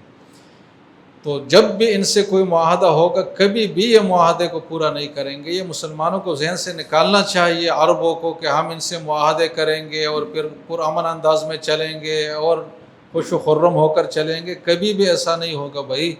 کیونکہ انہوں نے تاریخ میں کبھی نہ کوئی وعدہ پورا کیا ہے، نہ قیامت تک یہ پورا کریں گے۔ اگر پورا کر لیا تو پھر تو قرآن کی بات پہ بات آ جائے گی۔ تو کہتے کہ وَكُلَّمَا عَاهَدُوا عَهْدًا نَبَذَهُ فَرِيقٌ مِّنْهُمْ، کہ جب بھی یہ کوئی معاہدہ کریں گے تو دنیا کے باقی کفار آپ کو ملیں گے ایسے سخت سخت بھی، عرب کے مشرکین بھی تو کافر تھے لیکن وہ وعدے کے کتنے پابند تھے، اس لیے کہ ان کی فطرت خبیث نہیں ہوئی تھی، وہ ایک جہل کی وجہ سے غلط عقائد میں تھے۔ ان لوگوں نے تو جان بوجھ کر باطل کو اپنے اندر ایسا رچایا بسایا ہے کہ ان کے خون کا حصہ بن گیا ہے۔ جب بن گیا ہے تو پھر ان کی نفسیات بھی ایسے بن گئی ہے کہ کسی بھی طرح یہ سدھرتے نہیں ہے۔ کسی بھی معاہدے کی کوئی بھی رعایت اگر کوئی ان سے رکھتا ہے تو یہ حماقت ہے اس کی کہ میرے ساتھ یہ معاہدہ کریں گے اور اس پہ برقرار رہیں گے۔ تو یہ ہے سورہ بقرہ آیت نمبر 87 میں اللہ تعالیٰ فرماتے ہیں کہ افکلما جاءکم رسول بما لا تہوی انفسکم استکبرتم، کہ مطلب ان کے مرضی کے خلاف اگر خدا بھی کوئی بات کہے تو خدا کے سامنے بھی اکڑ جاتے ہیں، ان کو پتہ بھی ہو کہ یہ اللہ کی بات ہے پھر بھی یہ اللہ کے مقابلے میں بھی آ جاتے ہیں۔ اور قرآن نے فرمایا ہے کہ جب بھی تمہارے سامنے پیغمبر آیا اور آپ نے تسلیم بھی کر لیا کہ یہ پیغمبر ہے، لیکن اس نے جو بات پیش کی وہ آپ کے نفسیات اور خواہشات کے خلاف تھی، تو تم نے ان کی بات ٹکرا دی تکبر کے انداز میں، اس لیے کہ تم نے خدا پر بھی اعتراض کرنا ہے، خدا کو بھی تم اپنا ہی غلام سمجھ کر خدا سمجھتے ہو، جب تک وہ تمہارے غلامی سے نکلے گا نا تو وہ خدا کو بھی نہیں مانتے۔ یہ ایسی قوم ہے کہ انسان کیا خدا کو بھی اپنا غلام ہی تصور کرتی ہے، جب بھی خدا ان کے مرضی کے خلاف کوئی فیصلہ کرے گا تو وہ بھی ختم۔ تو ایسی قوم سے اب کیا خیر کی توقع رکھیں گے؟ اس طریقے سے سورہ بقرہ ہی کے آیت نمبر 87 میں ہے کہ فَفَرِيقًا كَذَّبْتُمْ وَفَرِيقًا تَقْتُلُونَ، کہ اللہ کے پیغمبر سمجھ کر بھی جب انہوں نے آپ کے مرضی کے خلاف بات کی تو تم نے کوئی سرسری ایکشن ان کے خلاف نہیں لیا۔ فَفَرِيقًا كَذَّبْتُمْ، جھوٹا قرار دیا، بالکلیہ مسترد کیا، وَفَرِيقًا تَقْتُلُونَ، اور کسی کو قتل بھی کیا۔ اور جتنے انبیاء کو ان خبیثوں نے قتل کیا ہے، کسی قوم نے اپنے اتنے پیغمبروں کو قتل نہیں کیا۔ پیغمبر سمجھ کر بھی، ایسا نہیں کہ پیغمبر ہونے سے انکاری ہو، پیغمبر مان کر بھی، لیکن جب انہوں نے ایسی کوئی بات کی جو ان کے خواہشات کے خلاف تھی تو اس کے قتل کے درپے ہوئے، اور ایسے بھیانک طریقوں سے پیغمبروں کو شہید کیا ہے کہ آپ تصور بھی نہیں کر سکتے۔ تو یہ وہ قوم ہے جو اپنے پیغمبروں کو مان کر، پیغمبر مان کر ان کے ساتھ یہ رویہ رکھتے ہیں، تو کسی اور کے ساتھ کیسے برداشت کا رویہ رکھیں گے جناب؟ اس طریقے سے سورہ بقرہ آیت نمبر 55 میں اللہ تعالیٰ فرماتے ہیں کہ یہ اپنے انبیاء سے بھی احتجاج کیا کرتے تھے۔ پیغمبر تو انتہائی واجب الاحترام ہستی ہوتی ہے ایک امتی کے لیے، لیکن یہ اپنے آپ کو امتی مان کر اور اس کو پیغمبر مان کر بھی جب کوئی بات ان کے مرضی کے خلاف ہوتی تو پورا احتجاج کرتے، اور احتجاج بھی بہت توہین آمیز انداز میں کرتے۔ تو فرمایا کہ لن نؤمن لک حتی نری اللہ جہرۃ، حضرت موسیٰ علیہ السلام کا نام آج یہ لے رہے ہیں، اور موسیٰ علیہ السلام کے تورات کا حوالہ دے کر اپنا سارا جو ان کا مدعا ہے اس کے اوپر انہوں نے استوار کیا ہے کہ یہ جگہ ہمیں ملی اس لیے کہ تورات میں لکھا ہوا ہے۔ اسی موسیٰ علیہ السلام کے ساتھ ان کا یہی رویہ تھا کہ تھوڑی سی بات مزاج کے خلاف ہوئی تو کہا کہ ہم تمہاری بات نہیں مانیں گے، ہمیں اللہ تعالیٰ سامنے آ کر بتائے تو ہم پھر مانیں گے ورنہ پھر ہم نہیں مانیں گے۔ ایسا نہیں کہ موسیٰ کو پیغمبر نہیں، پیغمبر مان کر سب چیزیں تسلیم کر کے، لیکن تھوڑی سی بات جب سمجھ میں نہیں آئی تو کہا کہ یہ ڈائریکٹ اللہ سے ہمیں سنوا دیں، ہم آپ کے واسطے کو بیچ میں نہیں سمجھتے کہ صحیح ہے، آپ کے واسطے کے بغیر ڈائریکٹ اللہ سے ہمارا رابطہ کرائے اور یہ بات ہمیں اللہ کی زبانی سنائے تو تب ہم مانیں گے۔ تو یہ اپنے انبیاء کے ساتھ ان کا رویہ ہے جس کو پیغمبر بھی یہ مانتے تھے، اور آج اس کے نام پر اپنے لیے حق بھی مانگ رہے ہیں۔ اس طریقے سے سورہ بقرہ آیت نمبر 59 میں ہے فبدل الذین ظلموا قولا غیر الذی قیل لهم، کہ جب کوئی ان سے بات کہی جائے اور پیغمبروں کی طرف سے کوئی بات ان سے کہی جاتی تھی تو یہ پیغمبر سے بھی اپنے آپ کو اعلیٰ سمجھتے تھے علم کے لحاظ سے، کہ آپ کو پوری سمجھ نہیں ہے، یہ بات ہم اچھی طرح سمجھتے ہیں۔ وقالوا قلوبنا غلف، کہ ہمارے علم دل جو ہے یہ حکمت کے پردوں میں بند ہے اور اس میں باہر کی کوئی بات نہیں آ سکتی، ہم خود کفیل ہیں، ہمیں کسی کے رہنمائی کی ضرورت نہیں ہے۔ تو یہ بھی رویہ ان کا رہا، اور جب کوئی بات ان سے کہی جاتی تو اس میں یہ تبدیلی کرتے۔ ان کو اگر اللہ تعالیٰ نے فتح دی ایک جگہ کی اور کہا کہ جب اس گاؤں میں جاتے جاؤ تو حتتن، مغفرت کی دعا کے ساتھ جاؤ، تو انہوں نے اس کو بگاڑ لیا کہ حنتتن فی شعیرۃ، یعنی ہمیں گندم جو سمیت چاہیے، تو کہا مغفرت کی بات اور کہا یہ مزح کا خیز بات۔ ان کو کہا کہ رکوع کی حالت میں عاجزی کے ساتھ جاؤ، تو یہ سرینوں کے بل گھسٹتے چلے گئے جیسے کہ بچے کھیل کود کرتے ہیں۔ تو یہ تبدیلیاں ہر چیز میں کرنا، قول و فعل جو اللہ اور رسول کی طرف سے ان کو کہی جائے جان بوجھ کر اس کو بدل ڈالنا اور اس کو فالو نہ کرنا، اس کو مزح کا بنانا، اس کو ایک ایسی چیز بنانا جو مسخرہ ہو۔ اس طریقے سے بے صبری ان کی دیکھیں اور ناشکری، کہ اللہ تعالیٰ نے من و سلوہ جیسی نعمتیں دی، مفت میں دی، تازہ خوراک دی، آسمانی خوراک دی، صاف ستھری ہر لحاظ سے صحت مند، لیکن انہوں نے کیا کہا جناب، لن نصبر علی طعام واحد، اور پیاز اور لہسن اور یہ چیزیں مانگنے لگے۔ تو یہ ان کی ناشکری کی کیفیت ہے کہ جتنا بھی ان کو آزماؤ اور مطلب ان کو آپ احسانات کے زیر بار بھی کرو تب بھی یہ آپ سے دوسری چیزیں مانگیں گے۔ ایک لطیفہ ہے نا کہ ایک شخص نے دوسرے کو کندھوں پر اٹھایا اور پہاڑ پر چڑھایا، اس کو آخر تک پہنچایا، بوڑھا آدمی تھا۔ تو بوڑھا جب کندھے سے اترا تو اس نے کہا کہ تم نے تو میرے کولوں میں درد کر دیا کہ تمہارے کمر پر میں بیٹھ کر یہاں پہنچ گیا۔ تو بجائے اس کے کہ اس کا شکریہ ادا کرے تو کہا کہ میرے جو ہے نا وہ بدن میں درد ہو گیا تمہارے اٹھانے کی وجہ سے۔ تو یہ اس طرح کے لوگ ہیں۔ اس طریقے سے دل ان کے ان اعمال کے نتیجے میں کتنے سخت، آج ہم ان سے رحم کی توقع رکھتے ہیں کہ یہ کسی بچے کو دیکھیں گے تو تھوڑا رحم کھائیں گے، کسی خاتون پر تھوڑا رحم کھائیں گے، کسی بوڑھے پر کھائیں گے، کسی قسم پرسی اور کسی مریض پر کھائیں گے،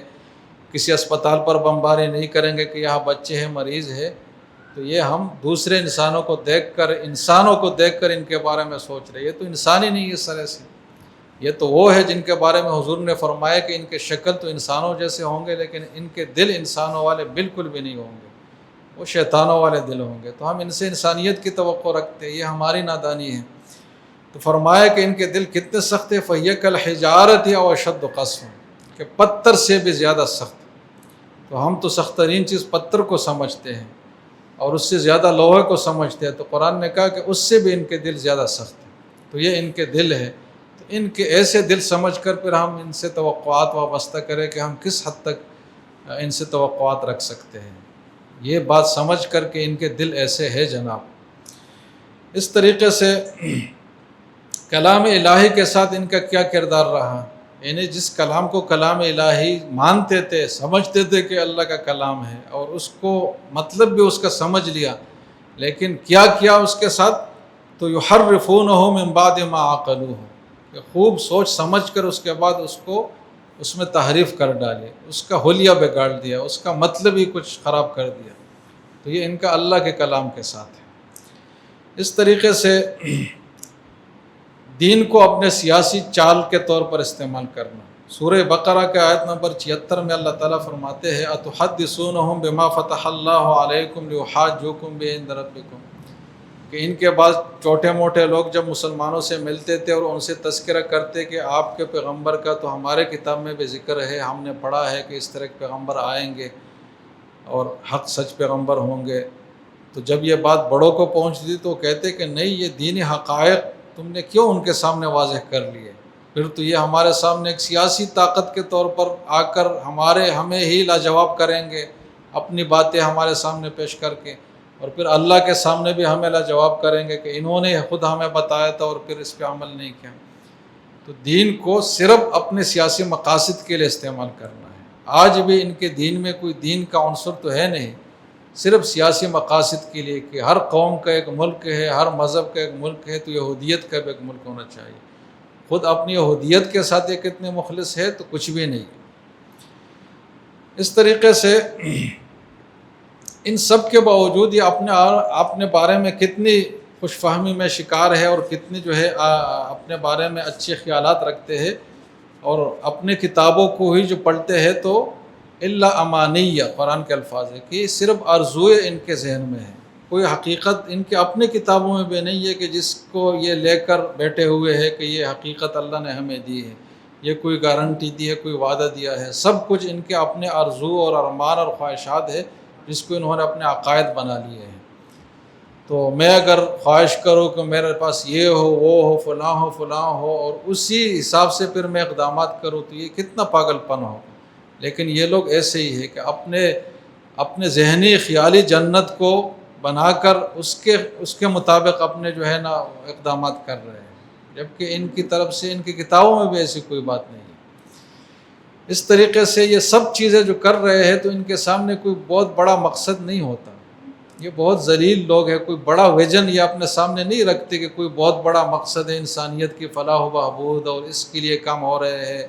اور چلو اپنے آپ کو تکلیف میں ڈالو لیکن دوسرے کو نفع پہنچاؤ۔ جو کچھ بھی یہ خباثتیں اب تک ہم نے سنی ہے، یہ جو کچھ کر رہے ہیں، اس کا آخری جو الٹیمیٹ رزلٹ ہے ان کے ذہن میں وہ کیا ہے جناب؟ لیشتروا بہ ثمنا قلیلا، کہ چند ہی دنیا کے پیسے اس کے ذریعے سے حاصل کریں، کتابوں میں تحریف کرے، حق کو چھپائے، حق کو باطل اور باطل کو حق بنائے۔ کس مقصد کے لیے؟ یہ سب سے بڑا مقصد کہ چند پیسے مل جائیں۔ تو یہ ان کے ذلیل نفسیات ہے کہ اتنے چھوٹے سے مقصد کے لیے اتنی بڑی بڑی چیزوں کو قربان کر رہے ہیں کہ اللہ کی بھی توہین، پیغمبر کی بھی توہین، کتاب کی بھی تعریف، انسانیت کی بھی تذلیل، معاشیات بھی تباہ، سیاسیات بھی تباہ، میڈیا بھی تباہ، یہ سب چیزیں کرے سب ذاتی کچھ مفادات کے لیے۔ یہ اس قوم کی نفسیات اور کردار ہے جناب۔ اس طریقے سے اللہ تعالیٰ پر ناراضی کے ایک اور سورہ بقرہ آیت نمبر 90 میں ہے کہ بغیاً ان ینزل اللہ من فضلہ علی من یشاء من عبادہ، کہ خدا نے ہمارے مرضی کے مطابق کیوں فیصلہ نہیں کیا کہ ہم میں سے ہی آخری پیغمبر بھیجتا؟ جب ہم میں سے نہیں بھیجا تو بس ہم نہیں مانیں گے، اگرچہ ہم مانتے ہیں کہ یہ پیغمبر ہے، اس کے پاس جو دلائل ہے وہ پیغمبر کے علاوہ نہیں ہو سکتے، اس کا جو کلام ہے وہ کلام الہی کے علاوہ کچھ نہیں ہو سکتا۔ اس سب کے باوجود ہم اللہ تعالیٰ سے شاکی ہے کہ کیوں اللہ نے ایسا کیا کہ ہمیں ہمارے طبقے کو چھوڑ کر کسی اور قوم سے آخری پیغمبر اٹھایا۔ تو جان بوجھ کر اللہ کے سامنے اس طریقے سے احتجاج ریکارڈ کرا کے اپنے آپ کو اللہ کی اطاعت سے نکالا، جیسے کہ کوئی اسمبلی سے واک آؤٹ کرے نا، اس طریقے سے اللہ کی اسمبلی سے واک آؤٹ کرتے ہیں مختلف بہانوں سے۔ اور پھر جب کوئی اللہ کی بات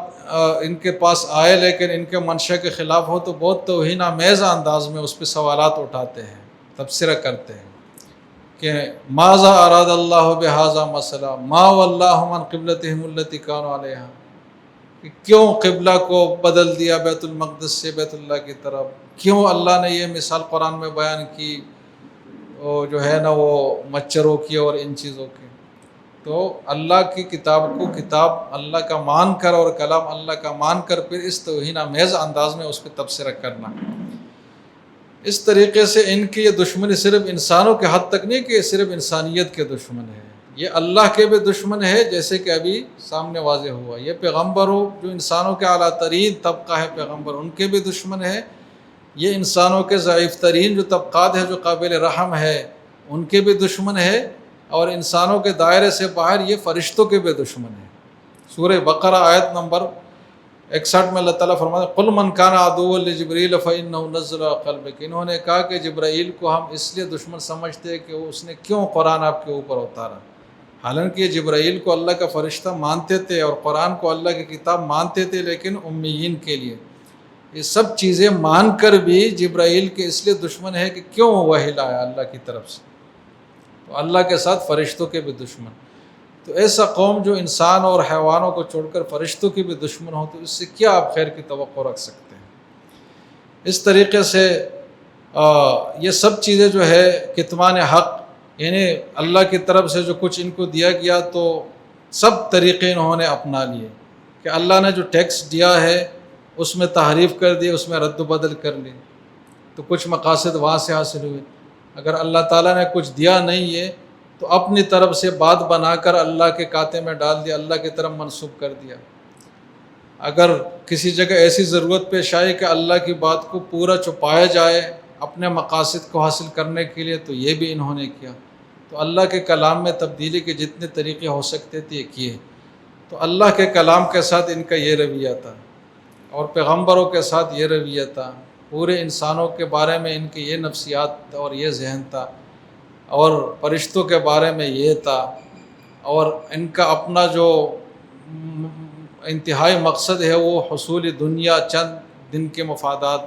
اور پھر اپنے بارے میں اتنی خوش فہمی کے شکار، اور اپنے آپ کو اتنا بری ذمہ قرار دینا کہ ہم سے پوچھے نہیں جا سکتا۔ تو ایسی قوم جو اس نفسیات کے حامل ہو تو اس کے ساتھ اب کیسے ڈیل کریں گے، پھر یہ سوچنے کی بات ہے۔ اور ہم تمام مسلمانوں کو ان سب باتوں کو سامنے رکھ کر ہی ان کے ساتھ ڈیل کرنا چاہیے، اسی کے مطابق ان کے حوالے سے خارجہ پالیسی بنانی چاہیے۔ اگر ان باتوں کو ہم نظر انداز کریں گے تو ہم کبھی بھی صحیح پالیسی اور راہ راست پر نہیں رہیں گے۔ اللہ تعالیٰ سے دعا ہے کہ ہمیں حق دکھائے اور باطل سے بچائے، اور جہاں جہاں مظلوم مسلمان ہیں، خاص کر غزہ اور فلسطین میں، تو اللہ تعالیٰ ان کی مدد فرمائے، اور باقی مسلمانوں کو ہمت دے کہ جو کچھ ان سے ہو سکتا ہے، اور بہت کچھ ہو سکتا ہے، ایسا نہیں کہ مسلمان کوئی کمزور ہے، ایک ایک ملک ایسا ہے جو ان کے مقابلے میں آ سکتا ہے، لیکن اللہ تعالیٰ توفیق دے کہ آئے، اور یہ جو آخری معرکہ ہے اس میں نیک نامی اپنے نام کر لے۔ اللہ تعالیٰ سب مسلمانوں کی اس کی توفیق دے۔ اقول قولی ھذا واستغفر اللہ لی ولکم ولسائر المسلمین۔ جزاکم اللہ۔ صاحب آپ کا بہت بہت شکریہ ہم نے آج کل جو ہے ابراہیم اکارڈ کے بارے میں بہت ساری باتیں سنی ہیں، اور ہمارے بین الاقوامی میڈیا کی شہر سرخیوں میں ابراہیم اکارڈ کے متعلق جو ہے وہ باتیں جو ہے بڑی زور اور شور کے ساتھ جو ہے سنی اور لکھی جا رہی ہیں۔ ابراہیم اکارڈ دراصل جو ہے ایک معاہدہ کروانے کی کوشش ہے کہ جس کے ذریعے جو ہے مسلم ممالک کو، اسرائیل مسلم ممالک کو تسلیم کروایا جائے اسرائیل کو، اور اسرائیل اس کے ذریعے جو ہے اس اکارڈ کے ذریعے تمام مسلم ممالک کا ایک پسندیدہ ملک بن جائے۔ تو اس کے لیے کوششیں جاری مساری ہیں، اور اس وقت جو ہے اسرائیل کے ساتھ جو حماس کا معاہدہ کروانے کی کوشش کی جا رہی ہے وہ بھی اسی سلسلے کی ایک کڑی ہے کہ بھائی اگر معاہدہ بالفرض ہو جاتا ہے تو اس کے بالمقابل امریکی حکام چاہ رہے ہیں کہ دیگر مسلم ممالک جس میں مبینہ طور پر پاکستان بھی شامل ہے تو کوشش کی جائے کہ یہ ممالک بھی اسرائیل کو تسلیم کر لیں۔ تو اس سلسلے میں پورے زور و شور کے ساتھ کوشش ہو رہی ہے، اور ہمیں دعا کرنی چاہیے، ہمیں اپنے طور پر جو ہے بولنے کی سطح پر، لکھنے کی سطح پر جو کوششیں ہو سکیں وہ ہمیں کرنی چاہیے تاکہ یہ معاہدہ پایہ تکمیل تک نہ پہنچ سکے۔ اور جیسے کہ مفتی صاحب نے بھی فرمایا ابھی کہ فلسطین کے مسلمانوں کی نصرت کے لیے دعا کرنی ہے۔ میں آپ کو ایک قصہ بتاؤں کہ میرے جو ہے کچھ عرب رائٹرس جو ان سے رابطہ رہتا ہے، کچھ اس میں فلسطینی بھی ہیں، تو کچھ دن پہلے جو ہے مجھے ایک فلسطینی خاتون نے مجھے یہ بتایا کہ اس وقت جو ہے آٹا جو ہے $12 پر کلو ہمیں یہاں مل رہا ہے، اور اگر ہم لائنوں میں لگتے ہیں جو امداد بانٹنے والی جو ہے ٹرکس وغیرہ جو آتے ہیں اور ان کی لائنوں میں ہم لوگ لگتے ہیں تو ہمارے اوپر فائرنگ کر کے کئی لوگوں کو شہید کر دیا جاتا ہے۔ کل کا بھی جو ڈیتھ ٹول جو آیا ہے وہ تقریباً 70 کا ہے، یعنی کہ روز جو ہے یہ اسرائیلی فوج جو ہے مختلف بہانوں کے تحت تقریباً 100، 150، 200 مسلمانوں کا قتل عام کرتی ہے۔